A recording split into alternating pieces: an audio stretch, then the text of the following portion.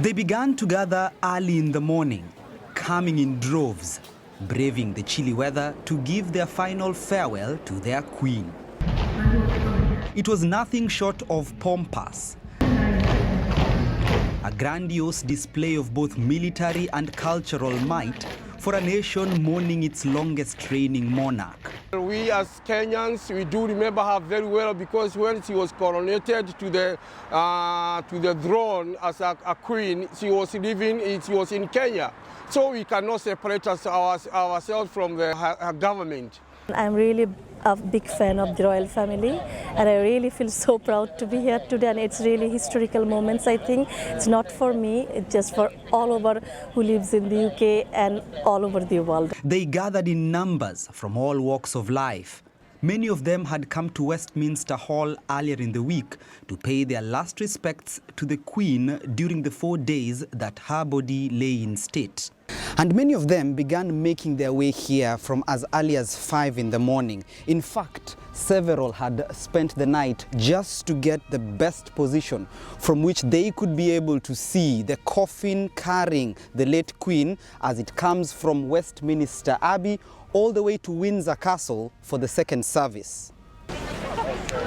Among them is Paul Stevens and his wife Natasha, who I found having a snack at these grounds closest to the exit of the Abbey. They had camped at this very spot from 3 in the morning on Monday just to get the best view of the gun carriage carrying Queen Elizabeth's body as it passed by. She gave 70 years for us, and I thought the least we could do was give her a few hours of our time to show our respects. She was a great queen, but she was also a great woman. She just to me is an amazing person.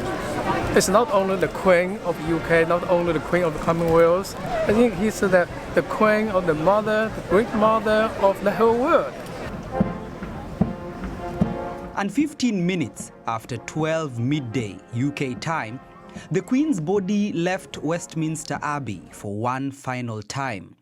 The historic building had hosted her father's own funeral service in 1952, as well as the Queen's own wedding to Prince Philip 5 years earlier. What stood out for me is the outpouring of grief by so many people. I didn't expect so many people to come like this, and bringing so many flowers yesterday. We couldn't get into the park because there were so many people. For 7 decades, through changing tides and changing times, Britain's longest reigning monarch now exits the world stage in the same manner she had lived, with all eyes transfixed on her. Timothy Otieno, KTN News in London, the United Kingdom.